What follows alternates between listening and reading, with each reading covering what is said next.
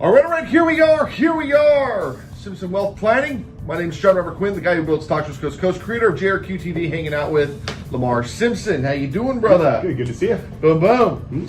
So, we're going to be talking about something that really hits close to home for a lot of people. We're going to come down a little hard on you guys today, but don't think that we're picking on you. We're not. Both of us have been in really tough situations, and we had to increase, as we call it, our financial IQ, get us to a new level, a new way of thinking, and of course, ultimately change our lives. Yes. You guys know 8 years ago today, I was homeless living in my car, and today I own a television network, constantly filming. I represent 600 Sacramento area businesses, released 12 business books, 5 of them have become bestsellers, in movies, music producer, kind of all over the place now. And that's just because of reading a couple of books and just learning the game of money. And that's why we're sitting here with Simpson Wealth Planning to help you guys do the same thing. Okay? Absolutely. All right, so what's the big topic? So we're talking about stimulus today. Okay. So obviously we've heard a lot in the news about under the current administration that they want to kind of increase that stimulus. So there's a lot of things that we need to, there's several ways that we need to approach this. From an organized standpoint, we want to not really need a stimulus, right? Wouldn't that be great if we were in a position that we knew our bills were paid and that was extra that we could put on top of other bills that we could use to maybe increase our business, something that we could use in those ways. Sometimes, I've talked to a couple people that have, I didn't do my taxes. Don't do your taxes, you don't get your stimulus. I talked to a lot of people actually. I've talked to several people. Hey, I need you to help me grow my business. Great. So what'd you guys do last year? Oh, we haven't done our taxes in 4 years. Well, how the hell do you expect me to help you grow your business? Guess what's going to happen if you haven't done your taxes in 4 years? You will get no stimulus. Well, you're not going to get no stimulus. You're going to get a knock at the door. Well, they wouldn't know that these days. They don't even knock at your door. They'll just attach your bank accounts and everything else that you have, and they'll take it from you overnight, and there's nothing you can do about it. And they could lock you up. Absolutely, we see it all the time. It can lead to that. Yeah. So first of all, with those organizational things, we want to make sure we are doing our taxes, or we have our finances in place. So, me being a financial planner, sure, that's great. Have a financial planner in place. I think we're the number one person that you should have in your corner. You need to have a person doing your taxes, a CPA, especially if you're running a business. What was the video that I shot this morning? Hire a professional. Exactly. I don't care what it is. You're going to get brain surgery? I haven't had a chance to see that. I'll have to go check that out. Really good video. Yeah. But you want to get brain surgery, or are you just going to hire the cheapest guy in town?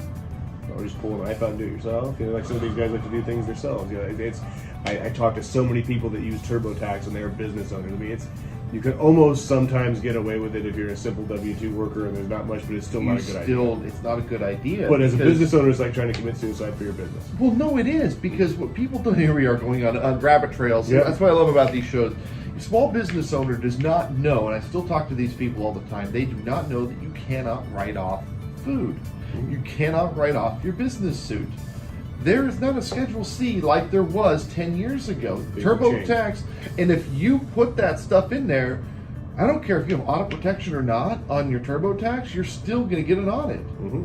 You need to be with a professional. Computers are not going to help you that I've way. never been audited. Yeah, in 23 years.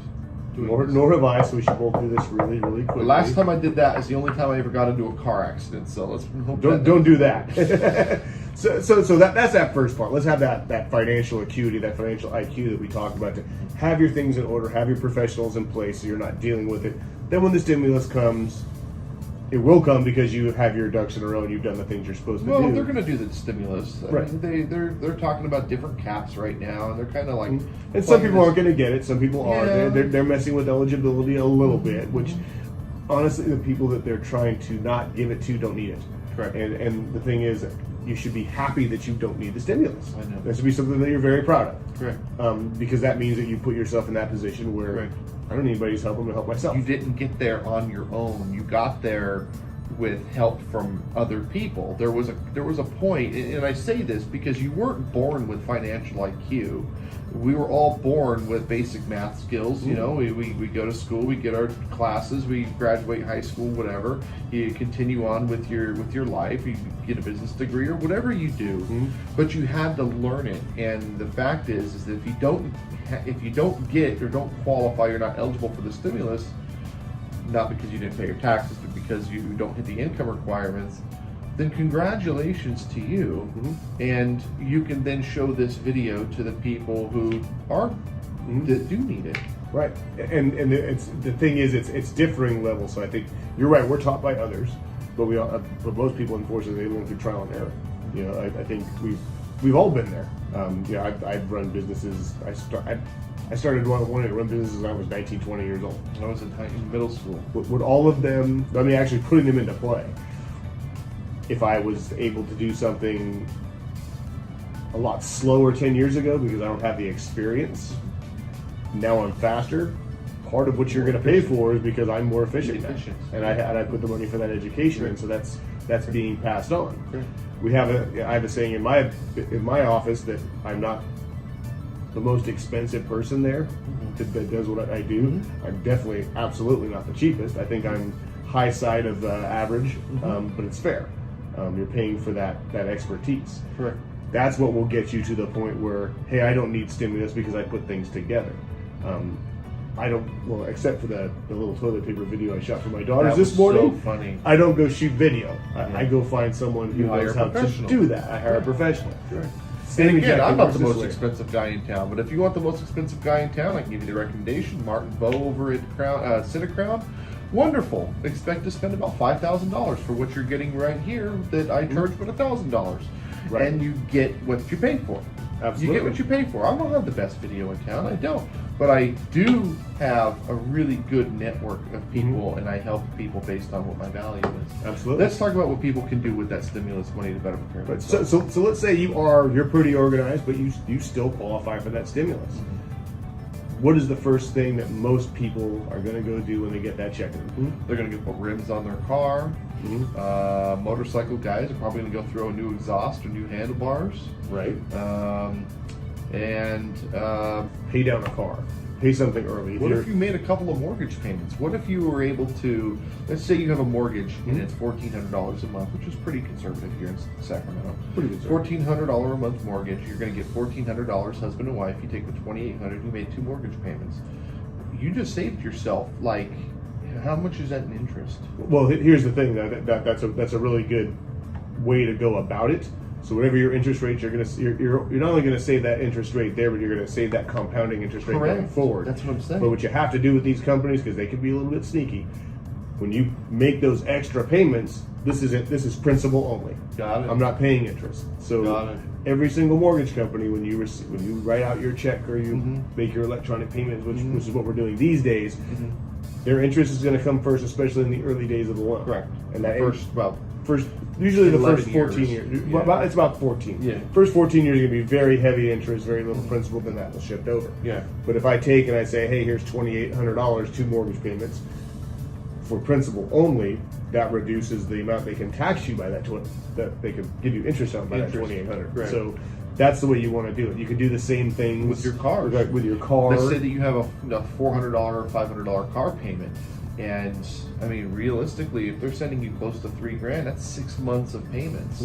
Not only is it 6 months of payments, but you can take that 6 months. You don't have to make a car payment for the next 6 months, which means that you can not only pay the car quicker, you can turn around and you can put the money that you would be normally spending on that car payment towards your mortgage, and kind of kill 2 birds with 1 stone. You could absolutely do it. And here's the thing: you want to try and pay those things off sooner rather than just taking that break, right? Because then they're exhausted much sooner. Right. If you are going to not make that payment for 6 months, and you say, hey, here's Chevy Motor Company, here's 6 months worth of payments. If you're going to do that, have a plan for what you're going to do with that 6 months of payments, because you're used to paying it right now. Correct.